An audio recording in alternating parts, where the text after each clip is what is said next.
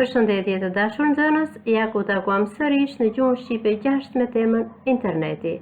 Edhe në javën që kaloi, ne u njohëm me tema të tilla, të cilat fal teknologjisë informative i morëm në kohë rekord jo vetëm nga libri, po dhe burime të ndryshme siç është pra interneti.